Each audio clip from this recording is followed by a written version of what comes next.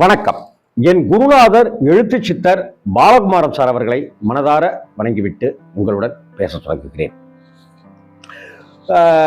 வாழ்க்கையில் நம்ம சொல்ற எல்லாருமே சொல்லியிருக்கிற ஒரு வார்த்தை என்ன அப்படின்னாக்க, தவம் இருந்தங்க இந்த வாழ்க்கை, இப்படியான எனக்கு ஒரு செல்வம், இப்படியான எனக்கு குழந்தைகள், இப்படியான எனக்கு மனைவி, இதுக்கு நான் தவம் கிடந்திருக்கேன் அப்படின்னு சொல்லணும். சும்மா கிடைச்சிடல, தவம் கிடந்திருக்கேன் அப்படின்னு சொல்லி. இதில் என்னங்க பெரிய விஷயம் இருக்குது? எங்கள் அப்பா என்னைய தவம் இருந்து பெற்றாருன்னு எங்கள் அப்பா அம்மா சொல்கிறதுக்கும், நான் என் பையனையும் பொண்ணையும் தவம் இருந்து பெற்றேன்னு சொல்கிறதுக்கும், இப்படி ஒரு மனைவி கிடைக்கிறதுக்கு நான் தவம் இருந்தேன்னு நம்ம எல்லாம் சொல்லிட்டு இருக்கிறதுக்கும் என்ன பெரிய விஷயம் இருக்குது? என்ன இதில் எல்லாம் பெரிய விஷயம் இருக்குது? இன்னும் சொல்லப்போனால், தவம்ங்கிறது என்ன? ஒரு புள்ளியில் இணைந்து நாம சிந்திப்பது. அப்படி ஒரு முனையில் இருந்து கொண்டு சிந்தித்ததால், அந்த எண்ணத்தால் விளைகின்றது தான் தவம். அந்த தவத்தை நீங்களும் நானும் மட்டும் இல்லைங்க, ஆனானப்பட்ட பார்வதி தேவியே அப்படியான ஒரு தவத்தை செய்திருக்கிறாள். அப்படி தவம் செய்த பலனை அவள் பெற்றிருக்கிறாள். அப்படி தவம் செய்த பார்வதி தேவி பல ஸ்தலங்கள்ல பலவிதமான முறைகள்ல தவம் இருந்திருக்கா. ஏன், சிவபெருமான கல்யாணம் பண்ணிக்கணும்னே தவம் இருந்திருக்கா. இதெல்லாம் ஒரு பக்கம் இருக்க, சங்கரன் கோவில்ல அப்படி தவம் இருந்து அவள் பெற்ற வரம் என்ன? அவள் பெற்ற வரம் மட்டும் அவளுக்கு மட்டுமே இல்லாம நமக்கும் அது வரமாக அமைந்தது. அப்படிங்கிறது என்ன? அந்த சங்கரன் கோவில் அந்த விருதுநகர் மாவட்டத்தில், அந்த தென் மாவட்டத்தில் இருக்கிற மிக முக்கியமான கோவில் சங்கரன் கோவில். கோமதி அப்படிங்கிற பேர் யாருக்காவது இருந்ததுனாக்க அவங்கள்ட்ட தைரியமாக நீங்கள் கேட்கலாம், என்னங்க சங்கரன் கோவில் பக்கமா அப்படின்னு சொல்லிட்டு கேட்கலாம். விருதுநகர், சங்கரன் கோவில், ராஜபாளையம், ஆலங்குளம், தென்காசி, திருநெல்வேலி, கோவில்பட்டி, தூத்துக்குடி, சாத்தூர், சேத்தூர், இப்படியாக அந்த அந்த அந்த சுற்றுப்புற மாவட்டங்களில் இருப்பவர்கள் வீட்டில் பிறக்கிற பெண் குழந்தைக்கு கோமதி என்று பெயர் வைப்பதற்கு காரணமாக திகழ்பவள், இன்றைக்கும் அங்கே ராஜாங்கம் செய்து கொண்டிருப்பவள், மகாராணியாக வாழ்ந்து கொண்டிருப்பவள் தான் சங்கரன் கோவில் திருத்தலத்தில் குடிகொண்டிருக்கிற கோமதி அன்னை. அந்த கோமதி அன்னை தவம் செய்ததை பற்றி தான் நான் இங்கே சொல்ல வந்திருக்கேன். இதில் என்ன ஒரு சுவாரஸ்யம் அப்படின்னாக்க, என்னுடைய இனிய தோழி கோமதின்னு, நிறைய கோமதிகள் எனக்கு நல்ல தோழமையோடு இருக்காங்க. நான் வேலை பார்த்த இடத்துலையும் கோமதி இருந்திருக்காங்க. 4 மாதங்களுக்கு முன்னாடி கணவனும் மனைவியுமாக என்னிடம் தாலியை வைத்து ஆசீர்வாதம் வாங்கி கொண்டு தாலியை கட்டி கொண்ட கோமதிங்கிற ஒரு பெண் குழந்தையும் உண்டு, ஒரு பெண்ணும் உண்டு. ஆனால் இவ என்னுடைய இனிய தோழி. அவ நீங்க சங்கரன் கோவில் கோமதியை பத்தி நீங்க பேசுங்க ராம்ஜி அப்படின்னு அவ எனக்கு ஒரு அன்பு கட்டளை இட்டு இருந்தா. அந்த கோமதிக்கு முதல்ல நான் நன்றியை தெரிவிச்சுக்கிறேன். நாக அரசர்கள் அப்படின்னு சொல்றோம். நாகர்கள்ன்றது அது ஒரு தனி சப்ஜெக்ட். அவ்வளவு விஷயங்கள் இருக்கு. அதுல சங்கன், பதுமன் அப்படின்னு 2 பேர் இந்த நாக ராஜாக்களாகவே அவங்க இருப்பவர்கள். அந்த சங்கன் அப்படிங்கிறவர் சிவனுடைய பக்தர். பதுமன் அப்படிங்கிறவர் பெருமாளுடைய பக்தர். சைவ வைஷ்ணவ பேரங்களுள் பாகுபாடுகள் நம்ம கிட்ட மட்டும் இல்லை, அங்கேயே இருக்கு அப்படிங்கிறதுக்கு இது ஒரு உதாரணமா. சரி, அந்த சங்கன் சிவபக்தராக இருக்கிறார், பதுமன் வைஷ்ணவ பெருமாள் பக்தராக இருக்கார். இவங்க 2 பேரும் நண்பர்கள் தான். அவங்க 2 பேரும், ஏன்னா 2 பேரும் ராஜாக்களாச்சே, நாகராஜாக்களாச்சே, நாகராஜா இல்லையா? அவங்க 2 பேரும் ஒரு நாள் பேசிட்டு இருக்கும்போது அந்த பேச்சு கொஞ்சம் அதிகப்படியா, கொஞ்ச நேரம் பேசிட்டு இருந்தா அந்த பேச்சு சுவாரஸ்யமான பேச்சாக, சத்தான பேச்சாக இருக்கும். ஆனா அந்த பேச்சு கொஞ்சம் நீண்டுருச்சு, கொஞ்சம் அதிகமாயிடுச்சு அப்படின்னாக்க சர்ச்சையில கொண்டு போய் விட்டுரும். அப்படி ஒரு சர்ச்சையான பேச்சாக அது மாற ஆரம்பிச்சுது. அது என்ன மாற ஆரம்பிச்சுது அப்படின்னாக்க, சிவன் பெரியவர் அப்படின்னு சங்கன் சொல்றாரு, இல்ல இல்ல பெருமாள் தான் பெரியவர் அப்படின்னு பதுமன் சொல்றாரு. இல்ல இல்ல சிவன் தான், இல்ல இல்ல பெருமாள் தான். நான் வணங்குகிற சிவன் தான், இல்லை இல்லை நான் வணங்குகிற பெருமாள் தான் அப்படின்னு சொல்றாரு. இந்த நான் அப்படின்ற ஒரு கர்வம் யாருக்கு வந்தாலும் சரிங்க, பொட்டேர்னு அடிவிடும். அது உண்மையான விஷயம். ஒரு ஒரு ஒரு அலுவலகத்துல ஒரு அதிகாரியா இருக்கிற ஒருத்தர் இருக்கிறாருன்னு வைங்க, அவர் எந்த பெருமாளை வணங்கினாலும் கூட, எந்த சிவபெருமானை வணங்கினாலும் கூட, அவருடைய அறையில எவ்வளவு சுவாமி படங்கள் வைத்திருந்தாலும் கூட, அவர் கர்வத்தோடு இருந்தால் என்ன, குலநாசம் செய்யப்படுவார், கடவுளால் நாசம் செய்யப்படுவார்கள். இந்த கர்வம் இருக்கிற இடத்துல அன்பு இருக்காது, வன்மம் தான் இருக்கும். அவர் ஒரு சைக்கோவாக மாறுவார் அப்படின்னு நான் இங்க மருத்துவ ரீதியாக, உளவியல் ரீதியாகவும் சொல்றாங்க. அந்த பக்கம் நம்ம போக வேண்டாம், இங்க கோமதி பக்கம் நம்ம வருவோம்.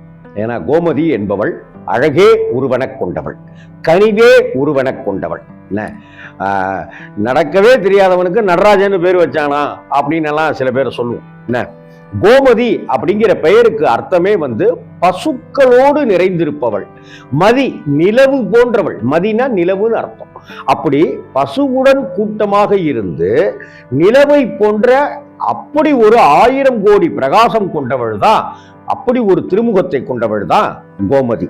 சரி, ஏன் இப்ப கோமதி சங்கன் பதுமன் பிரச்சனையாவதா, சிவன் தான் பெரியவர், பெருமாள் தான் பெரியவர்னு பிரச்சனையாவதா? இவங்க போய் பார்வதி தேவிட்ட போய் நிக்கிறாங்க. பார்வதி தேவிட்ட போய், உங்க அண்ணன் பெரியாளா இல்ல உங்க புருஷன் பெரியாளா அப்படின்னு கேக்குறாங்க. அதாவது சிவன் பெரியவரா அல்லது பெருமாள் பெரியவரா அப்படின்னு கேக்குறாங்க. புரிஞ்சுக்கிறாங்க. இந்த நாகராஜாக்களுக்கு வந்த சந்தேகம் என்ன அப்படிங்கிறத தெரிஞ்சுக்கிறாங்க. இது கர்வத்தால் ஏற்பட்ட சந்தேகம் அப்படின்னு தெரிஞ்சுக்கிறாங்க. இப்படியான கர்வமும் ஆணவமும் அலட்டலும் இங்க நிறைய பக்தர்களுக்கு இருக்கு அப்படிங்கிறத அவங்க உணர்றாங்க. சரி அப்படின்னு சொல்லிட்டு தவம் இருக்க தொடங்குறாங்க. யாரு? உமையவள், பராசக்தி, பார்வதி தேவி. அப்படி அவங்க தவம் இருக்கிறாங்க. அந்த தவத்துல என்ன கேட்கிறாங்க? எனக்கு நான் சிவபெருமானை தான் கல்யாணம் பண்ணிக்கணும்னு தவம் கேட்கிறாங்க இல்லையா? அதே போல இங்க என்ன தவம் கேட்கிறாங்க? இந்த சங்கனுக்காகவும் பதுமனுக்காகவும் நம்மை போன்ற பாமரத்தனமான பக்தர்களுக்காகவும் அவர்கள் என்ன தவம் இருக்கிறாங்க, என்ன வரம் கேட்கிறாங்க அப்படின்னாக்க, நீ எனக்கு இடபாகத்தை கொடுத்ததெல்லாம் இருக்கட்டும், நீ உன்னுடைய உடம்புல ஓருடல் ஈருயிர் அப்படின்ற மாதிரி இருக்கிறது அதெல்லாமே இருக்கட்டும். என்ன, ஈருடல் ஓர் உயிர் அப்படிங்கிறதெல்லாம் இருக்கட்டும், எல்லா திருவிளையாடலையும் பண்ணிட்டீங்க. எனக்கு சிவபெருமானாகிய நீயும் மகாவிஷ்ணுவாகிய நீயும் ஓருடலாக எனக்கு காட்சி தர வேண்டும்.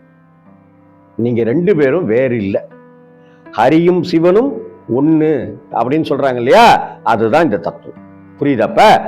அப்படி சொல்லி அவங்க தவம் இருக்கிறாங்க. தவம்னா உங்க வீட்டு தவம் எங்க வீட்டு தவம்லாம் இல்லை. நம்ம எல்லாம் என்ன பண்ணிருப்போம்? தவம்னாக்க கோயிலுக்கு போய் கும்பிட்டேன் அப்படின்னு சொல்லியிருப்போம் இல்லையா? அங்க பிரதர்ஷனம் பண்ணியிருப்போம் இல்லையா? தோப்பு காரணம் போட்டிருப்போம் இல்லையா? வேல் காணிக்கை, அந்த காணிக்கை அப்படின்னு சொல்லிட்டு காணிக்கைகள் செலுத்தியிருப்போம் இல்லையா? காலையிலிருந்து சாயந்தரம் வரைக்கும் உண்ணா நோன்பு இருந்திருப்போம், பாராயணங்கள் செய்திருப்போம், மந்திரங்கள் சொல்லியிருப்போம், ஜபம் சொல்லியிருப்போம் இல்லையா? அன்றாட வேலைகளை பார்த்து கொண்டு இதெல்லாம் நம்ம செஞ்சிருப்போம். ஆனால் பார்வதி தேவி தவம் செய்தாள். எப்படி தவம் செய்தாள் அப்படின்னா, சும்மா இப்படி உட்கார்ந்துக்கிட்டு இப்படி கண்ணை மூடி தியானம் செய்யல, ஊசியின் முனையின் மீது நின்று கொண்டு தவம் செய்தாளாம்.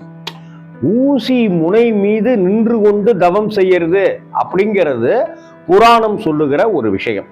ஊசி முனை, அந்த ஊசி முனையினுடைய அளவு எவ்வளவு? இத்தினூண்டு ஒரு புள்ளி வைப்போம்ல, நம்ம இக்கண்ணாவுக்கு ஒரு புள்ளி வைப்போம்ல, அது மாதிரி தான் இக்கு வைக்கிறாளுங்க. அந்த ஊசி முனைங்கிற அந்த புள்ளியின் மேல நின்று கொண்டு அவள் தவம் செய்கிறாள். அப்படி தவம் செய்யும் போது ஊசி முனை எல்லாம் நிக்க முடியுமா? ஊசி முனை குத்தி ரத்தம் வராதா? வலிக்காதா? இது அத்தனையும் கடந்து கடும் தவம்னு சொல்றோம்ல, அந்த கடும் தவம் செய்த விளைவாக அங்கே பார்வதி தேவிக்கு, உமையவளுக்கு சிவபெருமானும் மகாவிஷ்ணுவும் இணைந்த உருவங்களாக, ஒரே உருவமாக, ஒரே உடலாக காட்சி தருகிறார்கள். சங்கரனும் நாராயணரும் அப்படி காட்சி கொடுத்த திருத்தலம்தான் சங்கரன் கோவில். சங்கர நாராயணர் அப்படின்னே அங்க சுவாமிக்கு திருநாமம் உண்டு. அப்பேற்பட்ட ஸ்தலம்தான் பார்வதி தேவி தபஸ் செய்த ஸ்தலம்தான் சங்கரன் கோவில், அந்த க்ஷேத்திரம், அந்த புண்ணிய பூமி. அப்படி செய்து தவம் செய்து கிடைத்ததால தான் நமக்கு ஹரியும் சிவனும் ஒன்று. நீ சைவத்தை தனியா ஒதுக்கிட்டோ வைஷ்ணவத்தை தனியா ஒதுக்கிட்டோ வழிபாடு செய்யாதே. சைவ வழிபாடு வைஷ்ணவ வழிபாடு ரெண்டுமே முக்கியம். சிவ வழிபாடு பெருமாள் வழிபாடு ரெண்டுமே முக்கியம் என்பதை உலகுக்கு உணர்த்தவே பார்வதி தேவி தவம் புரிந்தாள். அப்படி அவள் தவம் செய்வதற்கு, பல்லாண்டுகாலம் தவம் செய்வதற்கு காமதேனு அப்படின்னு சொல்லப்படுகிற பசுக்களுடைய கூட்டம் அங்கே அவளுக்கு அரணாக வந்து பாதுகாப்பாக வந்து நின்று கொண்டதாக புராணம் சொல்கிறது.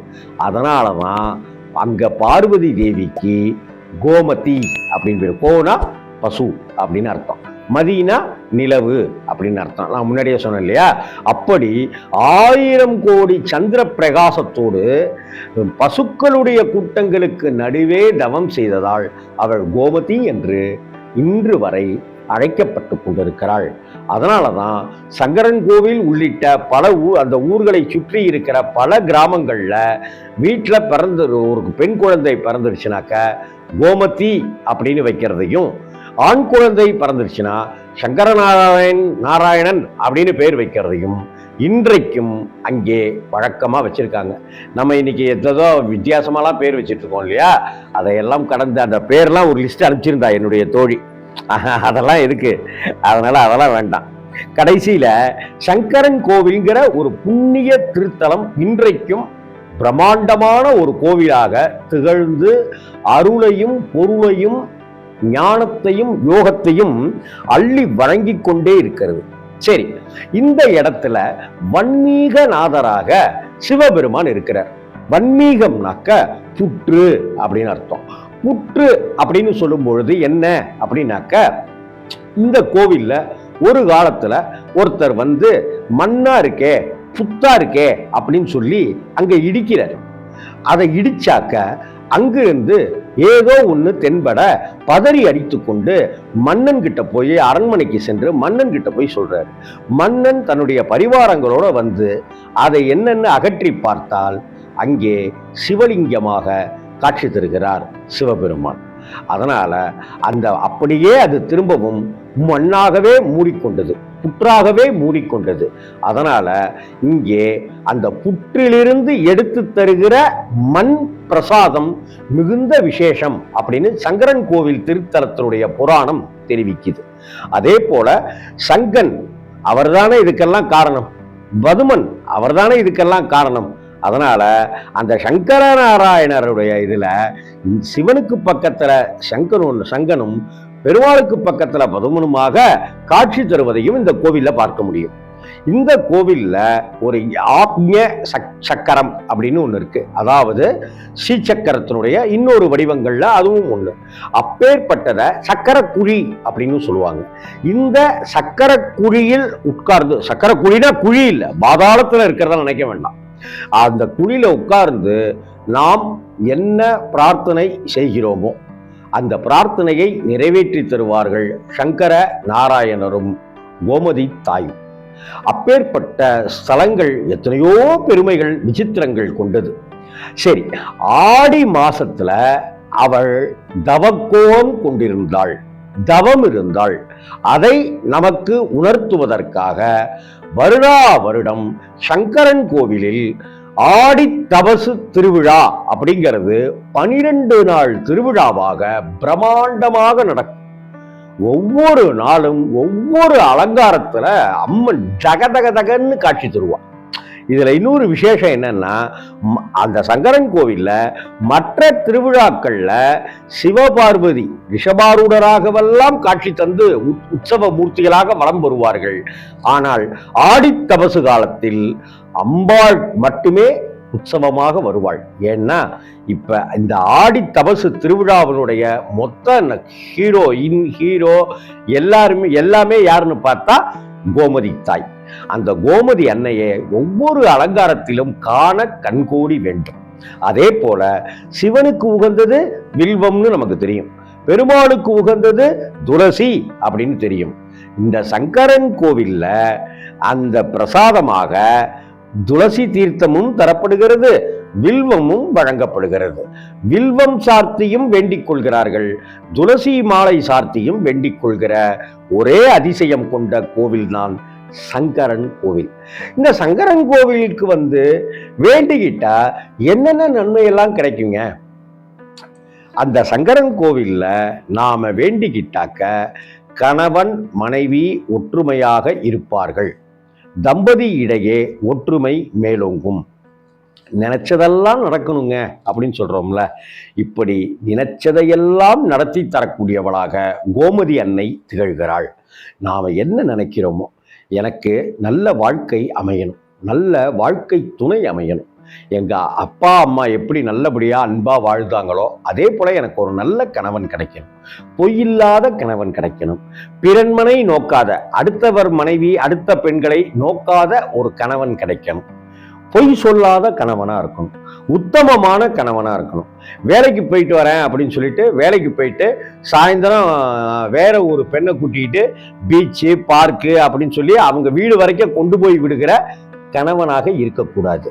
கோயிலுக்கு போயிட்டு வரேன் அப்படின்னு சொல்லிட்டு வேற எங்கேயோ பெண்ணோட ஊர் சுத்திக்கிட்டு செல்ஃபி எடுத்துக்கிட்டு போட்டுக்கிட்டு இன்னைக்கெல்லாம் இருக்கிற உலகத்துல அப்படி இல்லாத ஒரு ஹானஸ்டான, நேர்மையான, உண்மையான, ஒழுக்கமான கணவன் கிடைக்கணும்னு நினைக்காதவங்க யாராவது இருக்க முடியுமா?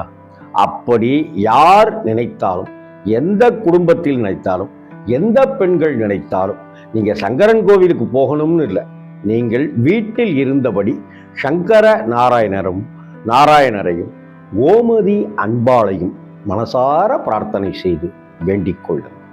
முடிந்தால் அவளுக்கு சங்கரன் கோவிலுக்கு ஒரு முறை சென்று அவளுக்கு புடவை சார்த்துங்கள், அவளுக்கு அந்த சக்கரக்குழியில் அமர்ந்தபடி அவளையே மனதார நினைத்து பிரார்த்தனை செய்யுங்கள்.